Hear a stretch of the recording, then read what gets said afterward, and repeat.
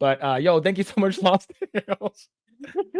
All right. So the reason why I want to talk I want to talk about it is because yeah, like you said, Bob Iger is one of these corporate CEO head honchos on top of the studios, right? So but yeah, so let's go ahead and bring this one up right over here. So this comes to us from IGN. Let me go ahead and zoom in really quick. All right. So it says Disney CEO Bob Iger says writers and actors have unrealistic expectations with strikes. It's very disturbing to me. So we do know earlier this week that the Screen Actors Guild, the SAG Guild, they're actually going to be going on strike, right? They'll be joining them.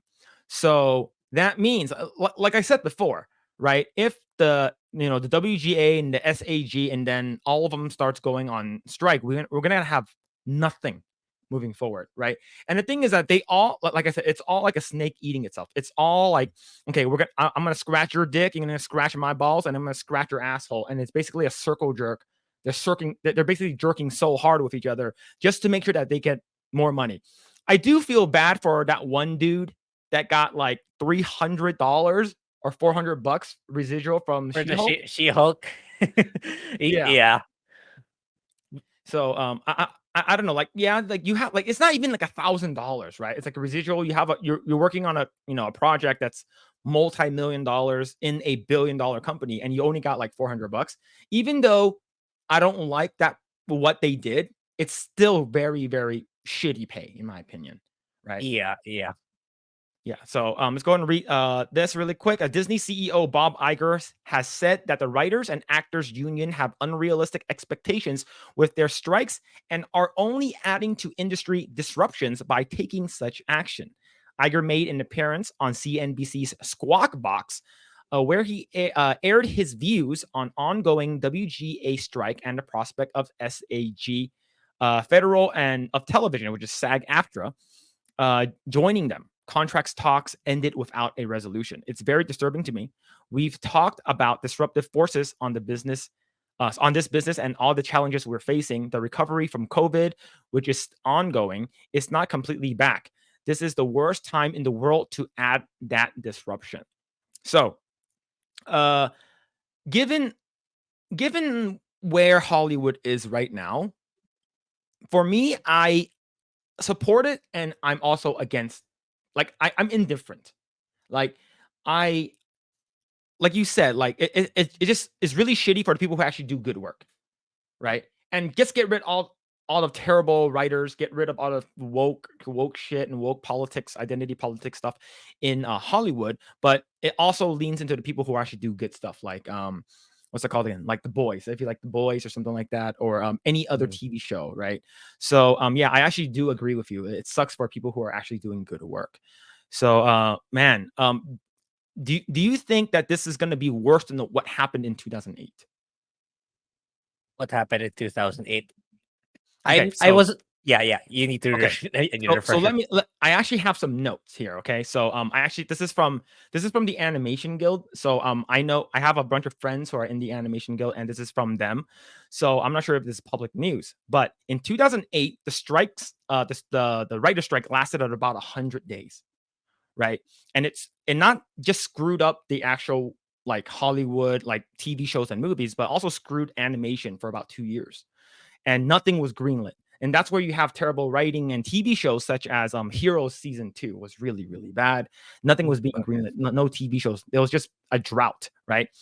And now with this happening with SAG and WGA, I would say what I heard is coming January to March, the work is just going to stop altogether. And there'll be no pre-production done for the shows. But the thing is that not all shows, like not all animated shows are part of the WGA. So there are some that are actually not part of it, and there's some that are a part of it. For instance, every Fox show is a part of WGA. So like Simpsons, Family Guy, anything that's linked to Bento, like Bob's Burgers and stuff like that, all that's going to be halted. And the thing is that season 7 was the first time that Rick and Morty joined the WGA. They're part of the WGA. So if you're a big fan of Rick and Morty, you're not going to get any Rick and Morty coming up. And the thing is that season 8 is like a part of the WGA as well. So that means that there's not going to have any writing done for season 8 of Rick and Morty, which is pretty shitty because I did like Rick and Morty, especially the earlier seasons. So Yeah. in my opinion, since there's nothing for them to do in season 8, it's going to have a huge potential of massive layoffs there. Right. So it's going to hurt them in the long run. The Animation Guild, and along with IATSE, which is their union, for some reason, they're actually really, really happy about the strike. I actually have a bunch of friends who are on Facebook and my social media praising them for doing the strike.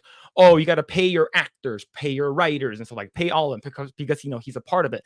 But the crazy thing is that if you think about it, it's a lose-lose for the Animation Guild and the people in IATSE because the thing is that if you actually compare to what happened in 08, they barely got anything out of the strike. Like the animation's like, oh, because if the writer strike and the SAG people go on strike, that means that we're gonna get money too, because it trickles down to us. But in actuality, it doesn't. And what's shitty is that the Animation Guild's contract is up next fall. Right? Oh, So okay. they really, really like the strike, but in fact, they're actually gonna get no money from the strike. Yeah. So it's like you guys are, saying hell yes, strike, strike, strike. You guys are getting nothing, right? Yeah. But what also sucks are the restaurants. So if you don't know, the animation hub, which is where all the anime, every city has like Okay. an industry, right? So Yeah, Burbank, yeah, I which is get the it. city, that one houses most or all of the animation stuff. So Cartoon Network, which is sort of no longer there. You have DreamWorks, you have Nickelodeon, you have Disney, and I know they're in Glendale as well. So like but everything is located in that area. So Mhm. this also affects the restaurants as well, right? So Mhm. restaurants nearby the studios who cater to these studios, they spend tens of thousands just on food. And like, oh, here you're working overtime. Here's a shit ton of food. So a lot of those companies are going to lose out on a shit ton of money because of the strike. Mhm. So it's like a lot of people think that the strike is a good thing. In my opinion, I have friends who are in there. It sucks for them. But the thing is that it's very, very disruptive. And like based off of what you said earlier, I think that what's it called again? These studios don't actually really care. Right? Yeah. Because they have so much money, right? And this is what they said right over here, right? So I'm gonna share this tab right over here. And this is from Deadline. Hollywood Studios' WGA strike endgame is to let writers go broke before resuming talks in the fall. Mhm. This is wild. Yeah. How do Yeah. you feel about this, man? Like, it's like, we're just gonna wait you out. You're gonna have no money. You're gonna have to crawl back here. How do you feel about that? It it's it's such a ivory tower CEO thing to say, in my opinion. It's something they would say 100%, but I didn't think they would be as brazen to say it in public or for it to reach the newsletter. But yeah, it's like sad to say that's the reality. It's them that Mhm. has the power. Yeah. So yeah, what what's the worst case that can happen to these studios? There's like, okay, so wait until they're broke. So they'll be backed into a corner. The writers, the actors, whatever, whoever, they'll be back. They won't have any choice. What are they gonna do? Shift to a new line of career, like go Yeah. work at the fast food? That's not gonna happen.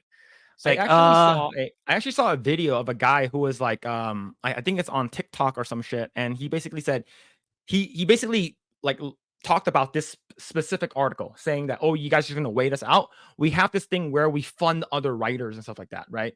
Like we have a lot of money saved up, but we also fund other writers who needs money. It's sort of like a GoFundMe or an Indiegogo campaign to help other writers to make sure. So they said that all the writers are gonna band together and make sure that we get the money that we want. And for me, like I know that the studios are like, we're just gonna go with AI or some shit like that, right? We're just gonna go with AI art, whatever. But the thing is that I think these studios are just like, we have all the money, we have all the power, right? So waiting them out could be really funny, but it also hurts like you said, the good people, which sucks, yeah, yeah. right? And what's more, it's like, I'm already seeing it trending on Disney Plus Philippines because I have Disney Plus, right? Mhm. Um, Especially here in the Philippines, K-pop, K-drama is ridiculously popular, incredibly popular. So all the advertising I'm seeing right now, mostly in Disney Plus Twitter, Disney Plus Philippines Twitter, it's all Korean stuff, all Asian stuff. So what probably management for the US is gonna do, if there's gonna be a legit content drought in terms of making Western content, they're just gonna license the K-drama stuff, K-pop stuff, and Yeah. that's yeah. So they can objectively speaking, it might actually even be better content, and it's gonna cost them less to bring it into the West. So Mhm. yeah, so it's not really on it's if who's more on the losing side, it's really the animators, the writers. It's yeah, I can't I don't know. It's like it's yeah, feels bad, man. It's like but yeah, it's like you have eventually it's gonna have to sink into the animators who's especially those saying that this is a good thing. Mhm. Yeah, it's not looking good for you. Yeah, and also what you said, AI. There's also the thing with AI. We already see it with Secret Invasion, right? The Yeah. introduction of they already used it. So I imagine they're gonna keep using it more in the future. So yeah, I don't know. It's like they need whoever's gonna be most affected by this. Like you guys need to think of a way to pivot in your situation because yeah, even if there's as you said, there's an entity that will fund them. I mean, Mhm. how long will that last? I mean, I'm sure the fund is not unlimited, right? It's like Yeah. eventually it's gonna dry up. Thanks for checking out this segment of the Project Eggroll podcast. If you like what we do here, please like, share, subscribe, hit the notification bell, and you will know next time when we go live. We do go live every Saturday at 8 p.m. Once again, we are just getting started. Tons of more video to come. Thanks, and we'll see you guys next time.